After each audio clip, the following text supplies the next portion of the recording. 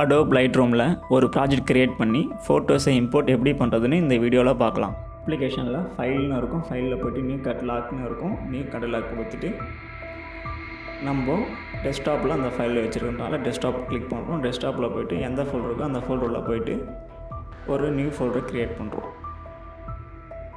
Create பண்ணிவிட்டு அதுக்கு எல்லோரும் நேம் வச்சு அந்த ஃபோல்டருக்குள்ளே போய்ட்டு ஒரு நேம் க்ரியேட் பண்ணி ப்ராஜெக்ட் க்ரியேட் பண்ணுறோம்.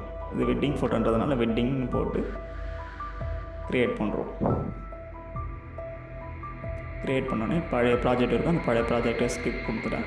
பழைய ப்ராஜெக்ட் போய்ட்டு இப்போ நியூ ப்ராஜெக்ட் க்ரியேட் ஆகிடும். நியூ ப்ராஜெக்ட் க்ரியேட் ஆனதும்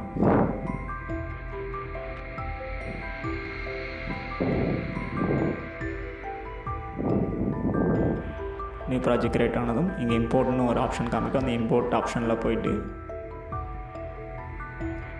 நம்ம ஆல்ரெடி டெஸ்க்டாப்பில் ஃபோல்டர் வச்சுருக்கோம்ல, அந்த டெஸ்க்டாப்பில் போயிட்டு அந்த ஃபோட்டோஸ் மட்டும் ஃபுல்லாக செலக்ட் பண்ணி டெஸ்க்டாப்பில் போயிட்டு வெட்டிங் ஃபோட்டோவில் அந்த ஃபோட்டோஸ் இருக்கும், அந்த ஃபோட்டோஸை எல்லாம் கிளிக் பண்ணி அப்படியே ட்ராக் பண்ணுறோம். ட்ராக் பண்ணி லைட்ரூமில் கொண்டு வரோம். லைட்ரூமில் கொண்டு வந்து ஃபோட்டோஸ் இம்போர்ட் பண்ணுறோம். ஃபோட்டோஸ் இம்போர்ட் பண்ணதும்